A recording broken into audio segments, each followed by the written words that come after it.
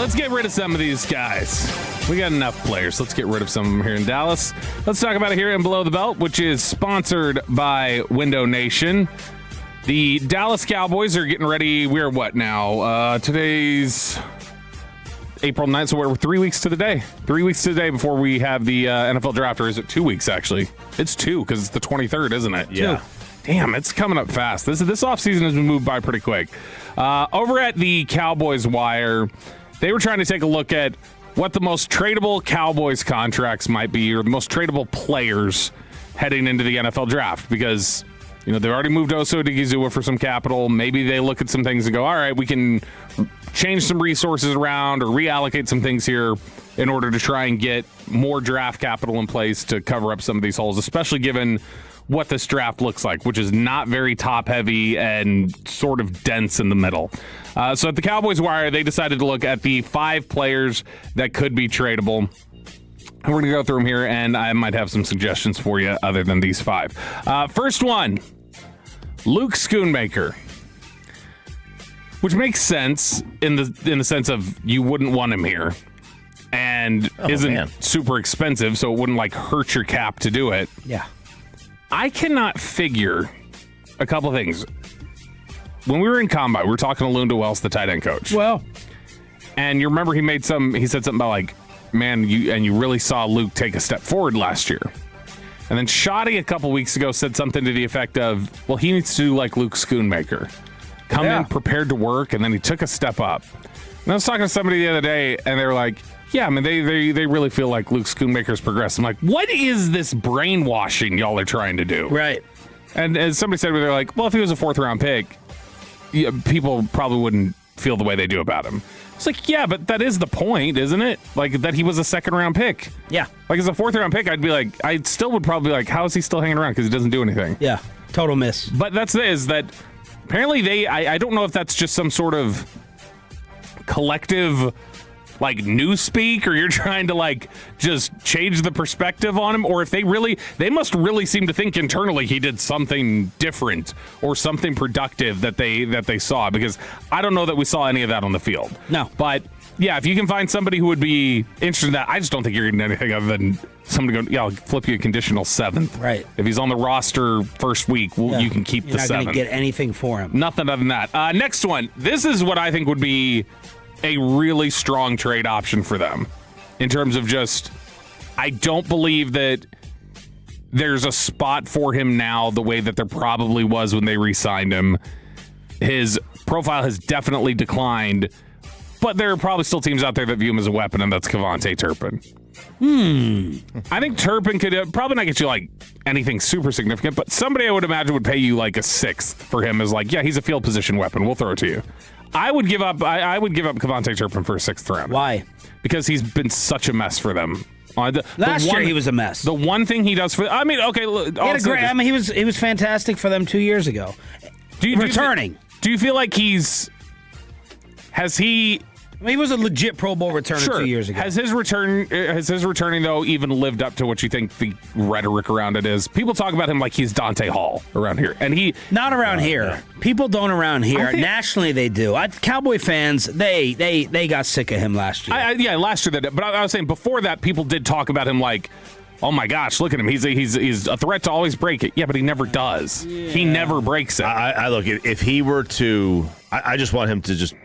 Hopefully he has put the receiver idea in the bag. Just forgotten about it. And just go back to being a returner.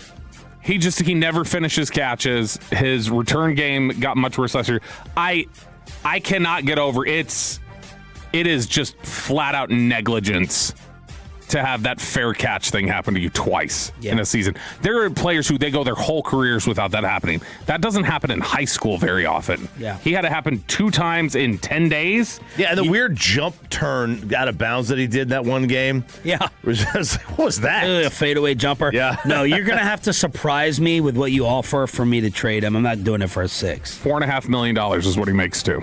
So, I mean, I'd rather move off of, because Dallas was last in the NFL last year in starting field position. As a guy who is supposed to be, that's his weapon, is their dead Yeah, but last. You can't discount the year before. He was fantastic the year before. I think I can discount it if I need capital. Sixth round isn't capital. It's nothing. I got news for you. It's resources. It's not a resource. I would rather gamble on a sixth rounder than ever again throw him a football. That's fine. I'm fine with not throwing him a football, but you're gonna have to give me something a little bit more for him not to return. I would lean more towards him being the returner of 2 years ago versus last year. What's weird to me about last year is how the mental decision making just deteriorated. You would have thought that comes earlier, and then it improves and gets better, and not goes backwards. That part is weird. He is 29. I still assume he's going to be really, really fast, but he is 29. I'm not married to him, but not for a sixth. What would the number be? Like a fourth? A fourth, absolutely. Then fifth is where you're starting to debate it. Yeah. Okay. I mean, fourth is like no-brainer to me. Okay. Next one here. But no one's going to give a fourth. Malik Hooker. Now, this is one that I think if you were to go around the league and just teams were to look at, all right, who do they have on their roster? Who's got an easy-to-acquire contract? Who could come in here and potentially do something better than the guys we have? On average, Hooker might be the answer as like the most compatible with teams. Yeah. The problem is I don't know in all this mixing and matching and what they're trying to do in the secondary, even though they've added different pieces. They acquired 2 safeties. They might draft a third. I still don't know that they very easily want to just move away from Malik Hooker because I think they do think he's steady. He doesn't have a bunch of problems. Like out of all the problems we had last year, he's one who didn't have just flat out ugly busts in the secondary. Right. And can play solid. Here's the other issue with Malik, and I'm not relaying this from a team source, but it was someone else who was telling me that they heard that Malik wasn't going to play a lot longer.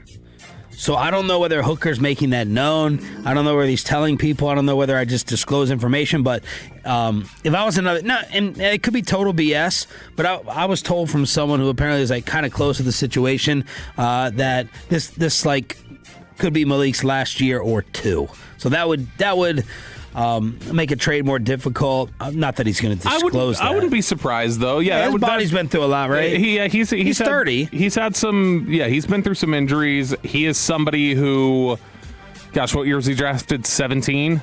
So I mean, this will be year 10 for him. So I mean, he's been around a little bit. But I'd be fine for it. Throw me a round pick, like a fourth. I'd do it. Did you know he's I don't think you're getting a fourth. Did you know he's recently published a book? No. Of poetry. Well, really? Why don't we get him in studio? It's called When the Smoke Learns My Name, and it's a series of poems that he's written. Haikus? I don't know. They're poems. We should get him on to promote it. At least you can pronounce poem. He is the people who say poem. A poem.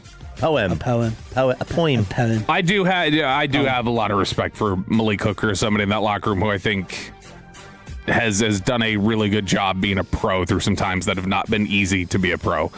Next up on this list, and I think this is a sneaky one, but this one might be your best chance to find somebody who's a little enticed by the mystery about him, Jaden Blue. And this is from Cowboys Wire. These are the 5 potential candidates heading into the draft. Jaden Blue, are you willing to say, you know what? I saw him play well at the end of the season. He had some maturity issues, but there's no other reason why I'd get rid of him. Or would you say, yeah, if I can get that exact pick back, if I can get a 5th rounder back for him, I'll take it? Well, this answer has to come from within the coaching offices. If I'm Jerry and Steven and we're having this conversation, I ask Schottenheimer and the running backs coach, is how much more mature is he? How much more of a pro is he? And if they say he's on the right path, we feel good about it, I'm not trading him for a 5th. And I wouldn't trade him for a 4th either. If they gave those answers, if they're like, still not there, then I would consider getting the pick back, and then I would do it for I would want a 4th. But I'm. Have you heard anything about it? Whether it's gone in the right direction? He got a little better as the season went along. It sounded like, but not enough clearly to pass even Malik Davis.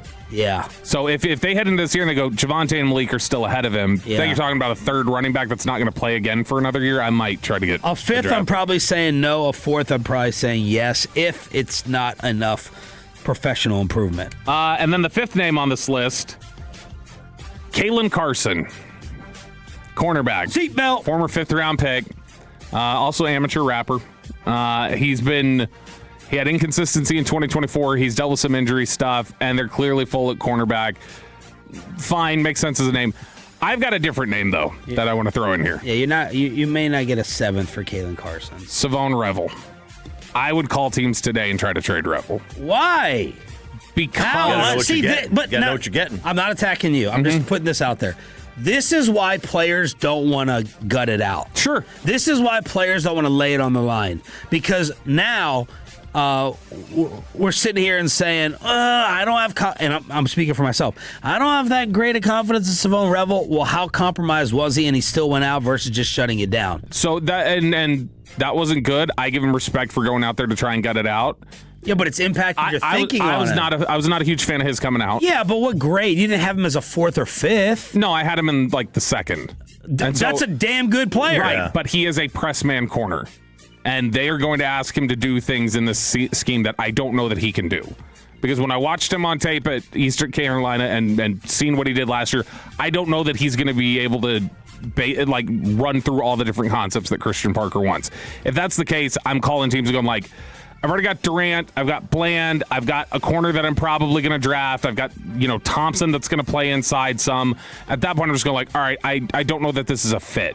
Again, it comes down to scheme fit questions of, can I get capital back if this guy's not going to be the right sort of fit that I need? So Revel is the one that I think I would call out. And I also think Revel is the one you could probably convince a team to give you something decent for him. So it's still early enough. Would you do it for a 5th?